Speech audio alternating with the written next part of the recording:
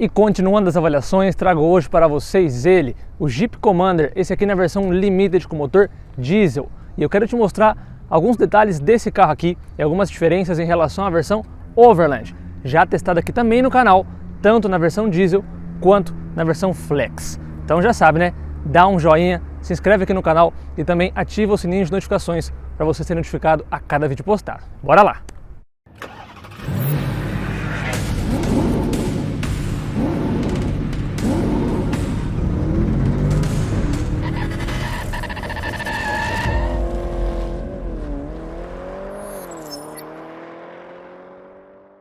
Limited é a versão mais básica do Jeep Commander, mas que de básico não tem nada. A gente tem poucas diferenças se for comparar em relação à versão Overland. Uma delas aqui no visual são esses plásticos aqui, que no caso da versão Overland já são pintadas da cor do veículo. Aqui não, aqui é apenas o plástico, como é mais tradicional de se ver nos SUVs. O conjunto óptico é exatamente o mesmo, então a gente tem um farol Full LED com DRL e seta em LED daquele tipo dinâmico. Aqui fica o DRL e aqui a luz de neblina. Lembrando que a gente também tem aqui o sensor dianteiro. O logo da Jeep ele tem esse contorno dourado, assim como na inscrição Commander aqui do lado, igual é na versão Overland. O ângulo de ataque também segue muito bom, principalmente nessa versão a diesel, que é maior do que na versão Flex. Isso porque ele é um pouco mais preparado para fazer um off-road e porque ele é também 4x4. Diferença também na roda. Lá a gente tem uma roda maior, aqui a gente tem uma roda de pneus 235/55, aro 18, lá é aro 19. Mas sinceramente, eu acho essa roda mais bonita. Mas aí fica a questão de gosto, né? A questão de cada um. Também continua com esse friso cromado aqui, tem repetidor de seta, retrovisor Black Piano, teto pintado em preto sempre, independente da cor que você compra, o Commander sempre vai vir com o teto Black Piano. Então chave presencial também, é claro, o friso aqui embaixo em Black Piano e friso cromado em cima com esse rack de teto, também com um friso cromado em cima. Legal que a Jeep fez um detalhe interessante do carro, que já é original de fábrica, que é em relação aos vidros. Então, por exemplo, basta a gente apertar aqui, os vidros vão subir automaticamente, mas não é nem isso que eu quero comentar, mas sim que o vidro de trás ele já vem escurecido, é como se já tivesse com insufilme. Então você olha assim, você não consegue ver tão bem lá dentro, então já te dá mais privacidade. E o principal é isso aqui, ó, luz solar, então ele te protege também ali contra raios UV. Aqui atrás até realmente parece que já vem com insufilme, isso já é original de fábrica do carro. Claro, você pode pôr um insufilme em cima disso, né, a película ali, mas é interessante, é um dos pouquíssimos carros que eu já vi que já vem originalmente. Lembrando que é só na parte de trás, o vidro da frente não, mas ele parece também ter um tratamento porque ele é levemente mais escurecido olhando de fora. De dentro é a mesma coisa. Então é um detalhe interessante do carro, né? Além de, claro, também ter aqueles tradicionais comandos, além de abrir e fechar o carro, como poder abrir lá o porta-mala que é elétrico ou poder ligar o carro. Então basta apertar 2 vezes aqui na chave e ele vai ligar o motor. Ligando o motor, ele começa a refrigerar a cabine, e isso é muito inteligente nos dias justamente que nem o de agora, que está começando a ficar sol. Agora está de manhãzinha, então não está tão calor ainda, por isso que eu estou de blusa também. Mas num dia de muito sol, aquele sol direto no carro, você precisa entrar no carro. A hora que você for entrar ali, você liga o carro para ele ativar o sistema de recirculação de ar-condicionado, e aí a hora que você realmente entrar no carro, já vai estar bem mais fresquinho, não precisa passar calor à toa. Bom, aqui na lateral, daqui para trás, é basicamente o mesmo carro. O que também é o mesmo carro em relação à versão Overland é a motorização. Então a gente tem 2 opções de motorização disponíveis no mercado hoje, que é 1.3 com motor Turbo Flex, e também a gente tem esse aqui que é um 2.0 Turbo Diesel. Só complementando a questão da chave, se você mantiver apertado o botão aqui de destrancar o carro, ele também abaixa os vidros. Então, se você não quiser ligar o ar-condicionado do carro para resfriar, pelo menos você consegue abrir os vidros para dar, né, uma refrigerada um pouquinho a mais ali. Bom, falando em relação ao motor deste modelo aqui, ele está equipado com motor 2.0 turbo diesel, que rende até 170 cavalos e quase 38 kg de torque. Por isso, TD 380. E eu não estou achando aqui a travinha. Cadê? Aí. E é uma tampa bem pesadinha, viu? Lembrando que não tem alça pantográfica, nada do tipo. Na varetinha raiz mesmo. E ó, tá até um pouco sujinho aqui o cofre do motor. Alguém que deve ter pego o carro antes, provavelmente colocou o carro na terra. E por isso que tem aqui um motor turbo diesel, né? A gente sabe que é um motor bem confiável, talvez com um desempenho um pouco inferior a 1.3. Quando eu andei no 1.3 eu fiquei contente com o desempenho, só que o consumo não me agradou nem um pouco. Se a gente for pesar, pôr na balança o preço do combustível, no caso aqui o diesel, que praticamente está R$6, é quase o dobro do etanol, que você acha por R$3,40, R$3,50. No fundo mesmo, esse aqui acaba sendo um pouco mais gastão, na ponta do lápis. Só que eu gosto mais desse aqui, eu me sinto mais confortável nesse aqui. Eu acho que a combinação motor, tudo fica melhor no diesel. A questão é, realmente, o motor a diesel, nesse caso aqui do Commander, que é o mais pesado, realmente forçou um pouco, né? Lá no Renegade era muito bom, no Compass é muito bom, no Commander ele já é um pouquinho mais pesado talvez, mas eu ainda acho que dá conta do recado tranquilamente, não vai faltar motor não, então também não vai sobrar. Mas enfim, é um motor com 170 cavalos e quase 38 kg de torque. A gente também tem aqui a mantinha acústica, o isolamento é bom, mas claro, como todo carro diesel, entra mais barulho lá dentro do que os motores flex ou algo do tipo. Mas eu acho que merecia aqui, né? Uma alça pantográfica, isso aqui é bem pesado. Não chega a ser pesado quanto de uma Hilux, mas SW4, que é realmente bem pesado. Mas é pesadinho, viu?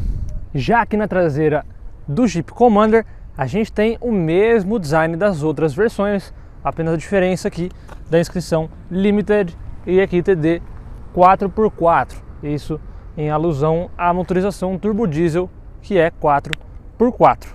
Em alguns casos ele vem como TD 380, vinha pelo menos, né, acho que no Compass.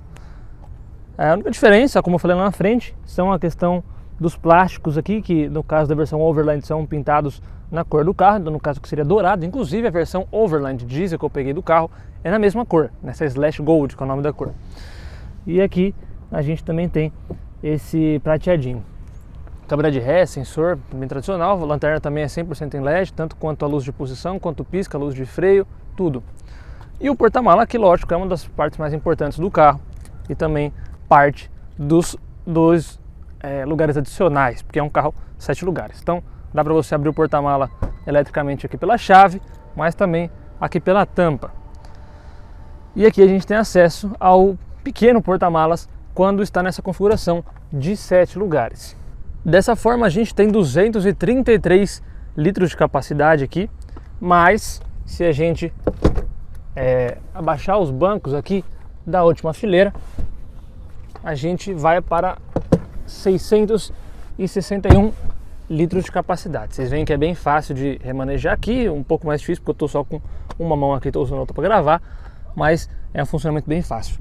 Para levantar basta puxar essa cordinha aqui e pronto. Dessa forma aqui, ó, o espaço fica muito bom. E se você também rebater os bancos da frente, isso aqui vira praticamente um furgão. Então realmente é bem grande. Aqui a gente tem iluminação, tem aqui outros ganchinho aqui, e também tem aquela barra que você pode pôr aqui quando o banco estiver todo para frente, esse banco aqui, né, com aquela capa que você puxa tudo e consegue esconder, né? Então você encaixa nessa parte aqui. Eu deixo dessa forma para poder ilustrar justamente os 7 lugares, que é o principal ponto do carro, né? Um carro 7 lugares. Então aqui também tem tomada 12 volts, dá para colocar talvez um cooler ou algo mais gelado aqui. Eu já viajei com o Commander na versão Overland Flex com 7 pessoas para longe, 400 km de ida, 400 de volta, e as 7 pessoas ficaram bem, né, dentro, lógico, do limite. E aqui também a gente conseguiu levar várias mochilas. Teve umas 2 pessoas que tiveram que colocar a mochila lá na frente, mas ainda assim teve bastante espaço. Então, sem dúvida, é um carro bem espaçoso. Aí, normalmente, você que está acostumado com carro que tem a tampa elétrica, você vai fazer o quê? Vai vir aqui para poder fechar, né? Só que aqui não tem nenhum botão. Inclusive tem um puxador para nada, porque você não puxa, né? É elétrico. O botão fica aqui do lado. Quando você acostuma, é fácil. Mas via de regra os botões ficam em cima, não aqui embaixo. Então é um pouquinho confuso. Mas enfim, Tá aí o funcionamento do porta-mala e também o espaço para vocês. Agora, bora ali dentro conhecer um pouquinho melhor. E aqui dentro do Commander a gente tem, claro, um ótimo espaço interno. Então, tô aqui com a perna esticada, lembrando que eu tenho 1,78 m de altura e ó, tem 2 palmos tranquilos aqui. Também ó, sem corte de custo, tem aqui bolsão de revista para os dois. Também tem aqui saída de ar-condicionado traseira, saída USB. Também tem um controle aqui de velocidade do ar traseiro. Então o passageiro aqui consegue escolher se ele quer mais ou menos ar, consegue abrir e fechar também aqui a saída. Então é um pouco individual, eu acho isso bem interessante. E também tem aqui tomadinha 12 volts. No caso da versão mais cara, a Overland, aqui a gente teria uma tomada mesmo igual a de casa. Aqui a gente tem só a 12 volts.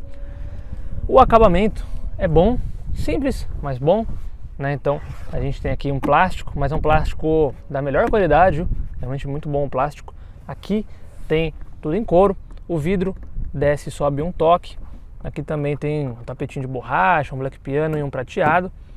E aqui um porta-copo com um pequeno porta-objetos. Então o acabamento é interessante. Aqui a diferença do vidro, como eu falei para vocês, olha como esse vidro aqui ele é bem mais escuro do que aqui tá aberto, né? Não tem vidro, né? Mas do que seria um vidro mais transparente. Olhem a diferença aí de tonalidade. Então isso é bem interessante. Nesse caso aqui, esse carro está com um banco claro, é um opcional. Originalmente a versão Limited ele vem com banco preto, com umas listras assim na costura e não com essa costura quadriculada. Mas o interessante é que a gente tem esse opcional como gratuito, então você não paga mais para ter esse interior clarinho. É a mesma coisa que da versão que você coloca o banco preto. A única diferença é que na versão Limited não tem opção de banco marrom, apenas esse banco creme. Na versão Overland tem a opção de banco marrom, inclusive os dois que eu andei antes eram com banco marrom. E aqui no meio é preto, né? Então mescla 2 tons, sempre preto e branco, fica bem bonito. Aqui tem esse espacinho para você colocar 2 copos, também o apoio de braço. Bem legal, né? Mas eu sei que agora vocês estão pensando, Bruno, você não vai mostrar lá atrás? Mas é lógico que eu vou. Que dúvida vocês tinham? Aqui ó, muito simples. Tem aqui o desenho. Puxou, jogou para frente, empurrou. Com uma mão só fica um pouco pior, mas ó, ele tem um espaço. É o melhor espaço do mundo? Não é. Mas se alguém falar que é ruim, é porque tá querendo encher o saco. Basta colocar a perna aqui e entrar. Entrei tranquilamente. Aqui tem que dar uma levantada no apoio de cabeça, né? Senão fica pegando nas costas. Vou arrumar aqui o tapete. Aqui ó. O banco da frente, puxo até aqui e coloco para trás. Ele tá ao máximo para trás. Então aqui sim eu estou apertado um pouco. Porém o banco da frente ele corre para frente e para trás. Então a gente pode, por exemplo, fazer assim, ó. Colocar na distância que a gente acha que ficaria confortável e puxa o assento. Pronto, ele vai travar numa posição mais confortável. Aqui ó, tem um palmo para mim. Lá na frente ainda tem um espaço muito bom. E para ficar mais confortável eu posso puxar essa alavanca aqui ó e reclinar um pouco o banco. Reclinado o banco, aí eu fico tranquilo. Lógico, é o lugar mais confortável para andar no carro? Com certeza não, mas dá tranquilo. Então meus amigos que viajaram aqui, eles viajaram razoáveis, razoavelmente bem, né? Não é a melhor coisa do mundo, mas dá para viajar sim. A gente viajou por volta de 5 horas de ida, umas 5 horas de volta e deu tranquilo. Lógico, foram revezando aqui, porque o problema não é nem o espaço, é porque é um pouquinho claustrofóbico sim, porque esse vidro aqui não abre, né? É pequenininho, é quase como um aviãozinho assim, né? Você tá bem preso aqui, vamos dizer. Mas acho que o maior problema mesmo é isso aqui, ó. O assoalho, ele é alto. Então olha a minha perna como ela fica flexionada aqui, ó. Minha perna não fica reta e não tem como eu colocar meu pé mais para frente. Então eu sempre vou dar com a perna para cima. Isso cansa a perna. Se o banco fosse mais para cima ou o assoalho conseguisse ser mais baixo, seria bem mais confortável. Então em relação ao banco, é bem confortável. É um banco com a mesma qualidade do resto. É um banco bem confortável e o espaço aqui não é ruim. Só que a perna fica para cima, aqui ó. E isso não é legal. Isso eu acho que é o que cansa. E também, lógico, para as pessoas que têm um pouquinho mais de claustrofobia, aí não é tão interessante. Mas ó, aqui tem porta-copo também tem saída USB. Só que aí a gente fica devendo a saída de ar-condicionado. Então quem fica aqui atrás sofre também um pouquinho mais com calor. Para sair, só apertar ali, empurrar e sair é a coisa mais fácil e confortável do mundo? Não, não é. Mas também não é a pior coisa não. Dá tranquilo.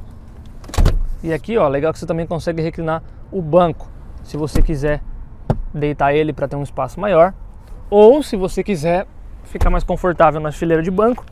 Então eu sento aqui, uso essa alavanca e me deito um pouquinho. E aqui eu vou bem confortável. Aí sim, aqui eu estou me sentindo. Agora, vamos lá na frente, que para você que está assistindo o vídeo, eu acho que é onde mais importa, porque se provavelmente você está vendo esse vídeo, você, além de gostar do carro, talvez pense em comprar um. E é aqui que você vai estar, né? No banco do motorista, provavelmente. Aqui a gente está praticamente dentro de um Compass, né?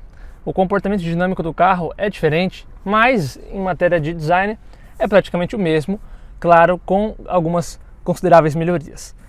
Além de ter aqui o material macio na porta e também esse couro aqui como é lá atrás, a gente tem aqui os comandos do vidro, os comandos do retrovisor, comandos do farol, altura do facho do farol e a luminosidade do painel. Porta-copo grande, inclusive cabe essas garrafas maiores e um pequeno porta-espaços. Porta-objeto, né? Porta-espaços não. A gente tem aqui, ó, um suede, isso é bem melhor do que lá no Compass, eu acho mais bonito, pelo menos lá seria em couro. Aqui a gente tem um suede bem bonitão. E olha só o detalhe aqui do acabamento. Parece meio que um aço, mas meio madeira, com esse cromado. Eu falo com todas as palavras que eu tenho certeza que esse hoje é o carro que tem o melhor nível de acabamento e é fabricado aqui no Brasil. A gente tem os carros da Caoa Chery que também são excelentes, mas nesse caso a escolha de materiais ainda acho que é um pouquinho superior, principalmente nessa parte do painel. Aqui também é tudo macio, ó, tudo aqui, ó, macio, é costurado realmente. Então tem esse cromadinho, tudo aqui black piano, né, material macio ao toque no painel inteiro. O que o Tigo ganha é que lá atrás também é macio ao toque. E aqui na frente também, lógico, o acabamento é muito bom, mas eu acho que esse detalhe aqui é o charme do carro. No caso da Caoa Chery, se for comparar com o Tigo 8, aqui não tem material macio, né? Ele é um plástico que imita ali metal ou imita madeira, dependendo ali da versão. Parece um pouco madeira, né? Não é que imita madeira exatamente. Enfim, é um acabamento excelente. A qualidade do couro aqui do volante também é muito boa. Então a gente tem aqui as funções para mexer ali no painel que é 100% digital, igual na versão Overland. E aqui também a gente tem a CC, tem piloto automático, tem os pedal shifters, tem sensor de chuva. Então, basicamente os mesmos equipamentos da versão Overland. Mas Bruno, o que muda da versão Overland para essa? Vou te contar agora. A versão Overland tem a som assinado Harman Kardon, esse aqui não. Mas o sistema de som é muito bom, viu? Muito bom mesmo. Você não sente, assim, uma queda brusca de qualidade. Multimídia não tem o Adventure Intelligence, que é o sistema de conectividade da Jeep, que tem integrado com Alexa e tudo. Não tem aqui. Acho que isso, na verdade, é o que menos vai fazer falta, né? Então a gente também não tem opção de banco marrom, como eu falei. Além disso, lá fora, esteticamente, eu já mostrei alguns detalhes. E também eu acho que é o pior, sim, em relação a ser legal ou não, que é isso aqui, ó, teto solar. A gente não tem. É uma coisa importante? Precisa no carro? Não. Mas fica bem legal, eu senti bastante falta. Os outros dois que eu andei tinham teto solar, esse teto é bem grande. E aqui o teto ele é um pouco baixinho, né? Essa visão que você tem aqui. Não que seja pequeno, seja ruim, nada do tipo. Mas o que eu digo aqui ele é baixo. Então assim, como o teto é preto, né, com essa combinação de banco claro, o teto é preto, né? Quando o banco vem em preto, aí o teto é claro, né? Ele inverte. Eu acho que merecia muito bem o teto solar. Mas se você quiser teto solar, você vai ter que partir para a versão Overland, porque isso aqui não tem. Mas de resto, a luz em LED, abertura do porta-mala por aqui. Também tem aqui o espelhinho com iluminação. Inclusive aqui, ó, num paninho bem legal. Aqui também para o passageiro, claro, né? Alça, PQP para todo mundo, quase, menos pro motorista. Mas olha só que legal, tem aqui um porta-óculos. Então é melhor tirar o PQP por um porta-óculos do que tirar não por nada, né? Então já ajuda bastante. O painel aqui também é digital, A multimídia é a mesma, né? Tirando essa questão do Adventure Intelligence, né? Então a gente tem aqui, ó, essa inscrição na hora que você liga, uma multimídia boa, rápida. Em alguns carros que eu pego, às vezes ela está um pouquinho mais lenta, vai um pouco de cada um, mas no geral ela vai rápida. Depende da ocasião para ela ficar um pouco lenta. Já aconteceu de multimídia apagar comigo, uma coisa assim, mas enfim, coisas da tecnologia, né? Que a gente tem um mapa completo aqui, integrado na própria multimídia. Como vocês viram ali na animação antes, é feito pela TomTom. TomTom é uma das melhores marcas. TomTom e Garmin, né, são as pioneiras ali em questão de GPS. Aqui, ó, a inscrição Commander, bem bonito aqui. Então, é tudo digital, né? Consumo aqui, ó, tá fazendo 10.3. Lembrando que é mais ou menos isso mesmo que ele faz na cidade, né, o declarado. E na estrada ele vai fazer uns 12. Mas se você andar com o pé leve, consegue fazer mais. Então aqui a gente consegue deixar ou digital ou nesse jeito mais analógico, mas no outro também tem analógico, né? Então, não entendi muito bem, né? Mas, bom, é o que está escrito ali. Aqui, trip A, trip B, estado do terreno, aqui se tiver alguma mensagem, e aqui para você configurar a tela, e aqui para configurar o carro. Então tem aqui os assistentes, né? Como por exemplo o Hill Start Assist. Então tem airbag do passageiro, e só, praticamente. Enfim, aqui a gente consegue também ver dessa forma, né, o áudio, o ACC, aqui a calibragem do pneu. Então tem algumas coisinhas assim, você consegue ir alterando, ó, o que você quer ver, temperatura do motor, do óleo, tem bastante informação, até voltagem da bateria, bem interessante, né? Então é um computador aqui bem completo mesmo. Além disso, a gente tem o ar-condicionado, que é digital, 2 zonas, né? Então aqui não aparece nenhum número, tudo aparece na multimídia. Aqui tem o controle de tração e estabilidade, o botão para você desligar, né? E aqui o botão para você desligar as assistências de condução. No caso ele te mantém na faixa, ele corrige, ele também freia automaticamente em caso de detecção de colisão. Então todos aqueles sistemas que vocês já conhecem. Aqui pisca-alerta, aqui para ligar e desligar o sensor de estacionamento. Eu odeio o sensor de estacionamento da Jeep porque eu acho ele extremamente exagerado. Ele apita com uma mosquinha passando a 10 metros do carro. Então eu sempre ando com isso aqui desligado e se eu fosse vocês eu também faria isso. E aqui, olha, ele tem Park Assist. Então você aperta esse botão aqui, ele vai mandar você escolher o lado da vaga, vai dar seta, tudo. E você consegue estacionar o carro sozinho, ele faz praticamente todo o trabalho para você. Então aqui saída de ar, bem bonita também, fácil de usar. Aqui o botão ele fica nesse run, porque está no modo acessório, e aqui off, porque realmente o carro agora está desligado. Tem aqui o carregador por indução, porém não tem aquela solução de modelos mais novos da Jeep, que tem a saída de ar também aqui para poder gelar um pouco mais os celulares, porque o carregador por indução esquenta bastante. E aqui a gente tem 2 saídas USB, uma do tipo C e uma do tipo mais convencional. A manopla de câmbio é a mesma que a gente já conhece de todos os outros modelos, mas aqui ela é revestida em couro. Esse detalhe aqui também é um pouco diferente, é bem bonito, mas lembra bastante o que é lá no Compass. Claro, com acabamento melhor, porque aqui também é tudo com material macio. Aqui o freio de estacionamento, que é eletrônico.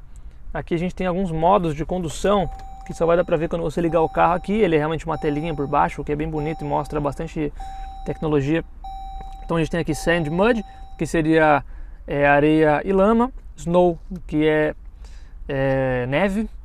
Só que isso a gente nunca vai usar aqui porque não tem neve no Brasil. Inclusive, eu não entendi por que tem modo Snow, sendo que esse carro foi um carro projetado no Brasil. É um carro para o mercado brasileiro e tem neve, sei lá. E o modo alto, que é o que você normalmente vai usar. Então também tem auto hold, ele vai manter o carro parado, né, brecado ali quando você apertar o pé no freio, e quando soltar você não precisa manter o pé no freio, né, como se fosse um freio de estacionamento cada vez que você parasse, né, automático.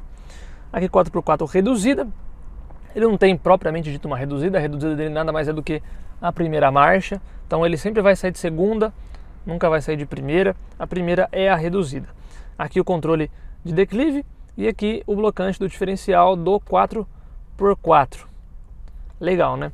Também 2 porta-copos, inclusive ali com um easter egg bacana. Isso aqui também é tudo em borracha, então você consegue limpar mais fácil. Tem esse espaço aqui, inclusive um dos espaços cabe perfeitamente a chave do carro e eu acho isso bem inteligente.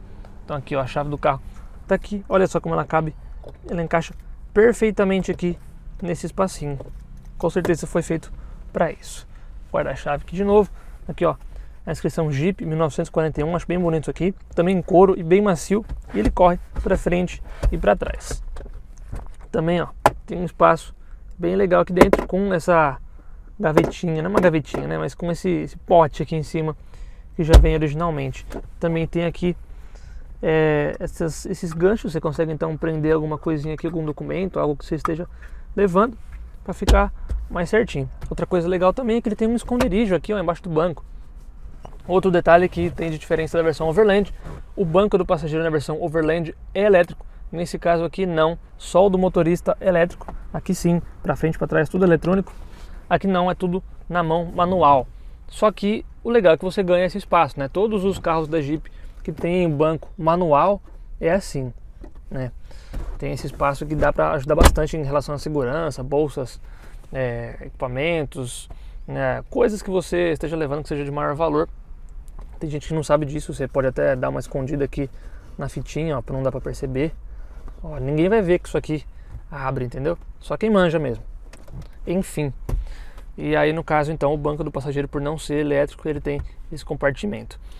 Agora um dos lados ruins desse banco clarinho é isso aqui, né? Não sei se vai dar para ver direito na câmera, mas ele já tá bem sujinho, né? Esse carro aqui tem um pouco mais de 1 ano e meio de uso só, né? É um carro com 21 mil km rodado. Claro, muita gente diferente usa o carro porque ele é da frota de imprensa, mas olha só como já tá sujo. Isso aqui, claro, se é seu mesmo, você consegue ter um cuidado melhor. Mas é um banco mais difícil de cuidar do que se for o preto. Mas mesmo assim eu ainda prefiro esse aqui, acho bem mais bonito. Bem mais bonito mesmo. Retrovisor aqui também fotocrômico, ó, com o botão SOS, bem interessante. Também tem aqui o assistente de ponto cego. Então é um carro bem completo mesmo, detalhe, olha que legal. O Commander, Compass, enfim, com motor a diesel, a revisão é feita a cada 20 mil quilômetros, não a cada 10, como é mais tradicional de se ver nos carros. Interessante, né? Aqui também tem porta-luvas pequenininho, que desce suavemente. Pequenininho não, né? Mais ou menos. Mas enfim. É um carro bem completo, ó, carregador por indução, multimídia boa, ar dual zone, freia sozinho, aqui o painel digital, tem assistente, um acabamento muito top, um motor muito bom, durável, econômico, um interior bem bonito também. Então assim, é um carro muito interessante, 7 lugares, e é sobre isso também agora que eu quero levar vocês para dar uma volta e a gente conversar mais um pouquinho sobre isso. Já tem os outros vídeos do Commander, mas eu vou frisar mais alguns outros pontos bem importantes do carro e que eu acho que merecem destaque. Bora lá?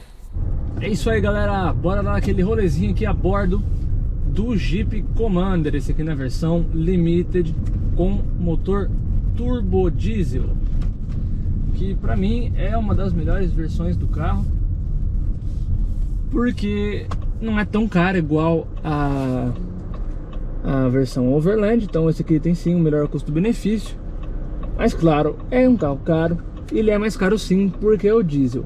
Vale a pena?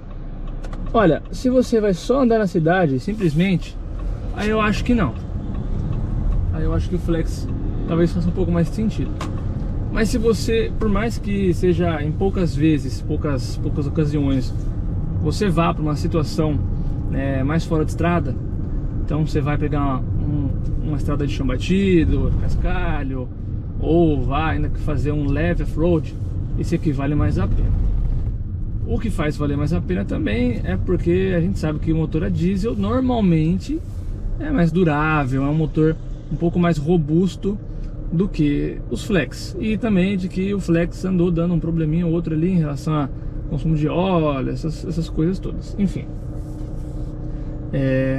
o Commander diesel, ele é praticamente o único, né? Ele é meio que sozinho na categoria, isso porque os concorrentes dele diretamente, né, seria o Tiggo 8, que não tem versão a diesel, inclusive ele vai totalmente ao lado contrário, ele tem inclusive híbrido, né, que é o Tiggo 8 Pro, né, ele é híbrido plug-in, e o outro é só gasolina, né. Eu tô falando isso, eu não tô colocando nessa conta SW4, Pajero e Trailblazer, porque sim, eles são concorrentes, do Commander por serem um SUV 7 lugares. Só que diretamente mesmo assim, eles não são concorrentes, né? São carros bem maiores, com uma proposta mais off-road, mais robusta ainda. Então eu não estou levando isso em consideração. Eu estou levando em consideração realmente os carros 7 lugares que concorrem diretamente com ele. Não sei, na verdade, se está em linha ainda, mas temos, né? A Pajero não, perdão. O Outlander 7 lugares, né? A gente tem Outlander 7 lugares. E aí, não tão ali concorrente, a gente tem também a GLB, que é outro SUV de 7 lugares. Se a gente for pular para um outro mundo, a gente tem o BYD Tan, que é um SUV de 7 lugares também, só que bem maior e 100% elétrico. Então assim, a gente não tem um concorrente direto dele. Eu acho que no final acaba sendo, vai parecer um pouco hipócrita eu quero falar, mas o melhor concorrente dele vai no fundo acabar sendo o Toyota SW4, o Trailblazer. Não em relação a concorrente exatamente, talvez fique um pouco confuso o que eu estou querendo dizer. Não em relação à concorrência direta de carro como categoria, como fato, mas sim como consumidor. Então os carros em si, eles não são exatamente concorrentes diretos, só que os consumidores acabam sendo. Isso porque esse carro aqui atende ao consumidor que quer um SUV, quer 7 lugares, quer diesel, quer 4x4. E ele custa bem mais barato do que um SW4. Então a gente está falando de um carro de 290 mil contra um carro de 380, 390, às vezes 400. Depende de onde você vai comprar o carro, depende de qual versão. Depende de qual versão, chega a 450 mil. Então é uma diferença bem considerável. Lá a gente não tem teto solar, aqui também não. Lá a gente não tem... no caso a gente tem sistema de som assinado JBL, aqui não. Mas eu acho que esse som é melhor do que o JBL da SW4. Então, o que mais, por exemplo, que a gente não tem lá e também não tem aqui? Nada praticamente, na verdade aqui a gente tem mais, né? A gente tem um painel digital, a gente também, lá a gente tem os assistentes também, mas aqui a gente também tem um assistente de frenagem, tudo. De permanência em faixa, os dois são mais ou menos, nenhum deles são bons mesmo. Então aqui, para a versão top de linha, a gente tem o teto solar de diferença, tem o Intelligent Adventure aí, que sinceramente para mim não faz a menor diferença. Som assinado, que a gente também não tem, mas a qualidade de som aqui também é muito boa. Então assim, na prática mesmo, vale mais a pena um desse aqui, se você for ver por custo-benefício. Mas ainda assim é um carro caro. Se a gente for comparar com o Compass, por exemplo, fazer essa divisão assim, eu acho que ele só vale a pena se você realmente precisar dos 7 lugares, ou tiver uma família muito grande, uma coisa assim, precisa botar cadeirinhas, coisas assim. Senão eu acho que o Compass talvez faça um pouco mais de sentido. Isso eu tô comparando com a versão diesel, né? Diesel com diesel. Porque da versão Flex aí, isso aqui não faz sentido mesmo, assim, a diferença de preço é muito grande, entendeu? E aí a gente entra na questão do que eu falei no começo do vídeo, da versão Flex, né, do Limited. Aí eu acho que talvez valha um pouco mais a pena em relação ao Compass. Isso, claro, também é a mesma coisa se você tiver uma família maior ali, né? Se não, se você queira, você gosta do carro, acha mais bonito, aí sim, lógico. Mas em relação a benefícios, eu já acho que o Compass faz mais sentido. Ele é melhor para estacionar, um pouquinho menor, é tão bonito e confortável quanto, enfim. Mas eu acho que mesmo assim, eu tô falando um pouco mais de opinião, né? O Flex, ele tem um desempenho um pouco melhor, nada muito expressivo também, mas eu gosto mais do diesel, não adianta. Eu gosto de ouvir esse barulhinho do diesel, acho ok o desempenho do diesel. E eu acho também que assim, eu sinto mais confiabilidade, eu acho mais bruto, sabe? Eu acho ele mais robusto, mais forte do que o Flex. Eu sinto isso, principalmente num SUV, né? Um carro que teoricamente era para ser mais fora de estrada, menos uso urbano, mas enfim. Eu acho que esse carro aqui é legal. O que eu não gosto muito, como eu já falei em outros vídeos, eu acho o banco da Jeep um pouquinho duro, né? Eu não acho dos bancos mais confortáveis que tem aí no mercado. Eu acho que não sei, parece que às vezes eu pego um modelo X de um jeito, eu pego o modelo Y com o mesmo motor de câmbio, é diferente. Eu não curto muito esse escalonamento de marchas aqui, eu acho que ele força muito. São 9 marchas esse câmbio. Então assim, a gente tem bastante marcha. Daria para colocar menos esticado cada marcha, mas não, ele estica muito. Então eu tenho certeza que isso afeta o consumo. Se esse carro tivesse um escalonamento melhor de marcha, ou até mesmo existisse uma opção manual, o que não faz o menor sentido, mas hipoteticamente falando, se tivesse uma opção manual, você conseguiria fazer um consumo muito melhor e o desempenho é bom. Seria bom também. Talvez até melhor, porque eu acho que ele puxa muitas marchas. Se você acelera muito forte, é natural que ele puxe a marcha, porque afinal a gente precisa de desempenho, precisa de força do carro. Mas mesmo em situações mais básicas, mais normais assim, eu acho que ele puxa muito marcha. Ele segura muito, então ele dá uma gritada. É isso que faz também o motor ser um pouquinho mais barulhento. Ele não é barulhento, eu acho que o isolamento é bom perto de outros carros a diesel. Uma Ranger, por exemplo, tem um isolamento bem menor, né?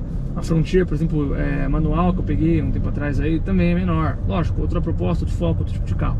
Mas você ouve mais barulho, né? A questão é essa, você ouve mais barulho. Aqui não, ele é bem confortável, assim, é um carro bem confortável em relação a barulho.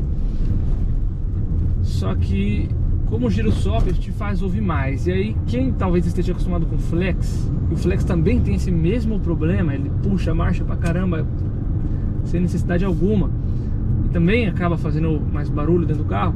Ainda assim é um barulho mais normal para grande parte da população, né? A maioria das pessoas estão mais acostumadas a ouvir um motor a gasolina, o Flex, do que um diesel.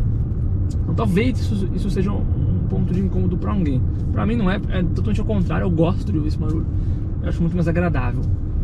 De fato ele é mais agradável. Enfim. E a suspensão eu acho muito boa. É um carro bem parrudinho mesmo assim. É bem robusto. Eu gosto bastante dessa suspensão. O ângulo de entrada é maravilhoso. Você absolutamente não raspa em nada. Mesmo passando um pouquinho mais rápido, não raspa em nada, né? Então a forma de condução que também é confortável. Ela é mais pensada no conforto do que na esportividade. Então não é aquela direção tão dinâmica, né? A gente não tem uma direção tão direta. A gente tem aqui um jogo, sim, um pouquinho de direção. Ó, eu faço aqui, ó, o carro não faz nada, tá vendo? Ou muito pouco. Isso é esperado de um carro familiar, porque esse carro aqui ele é 100% de proposta familiar no quesito de usabilidade do espaço, independente de onde você vá, e essa é a graça, né? Independente de onde você vai, ele vai, porque ele é 4x4 e tudo mais. Mas na proposta dele ele é um carro mais familiar. Não tem por que um cara solteiro, por exemplo, comprar um carro desse. Se você gostar, lógico, cada um as pessoas são livres para comprar, fazer a escolha que quiser. Mas faz mais sentido nesse caso aqui, né? Para uma família maior. Enfim, e ele é focado nisso, né? Então a direção, tudo, o desempenho é pensado nisso. Então é suficiente e é bem confortável para um uso desse.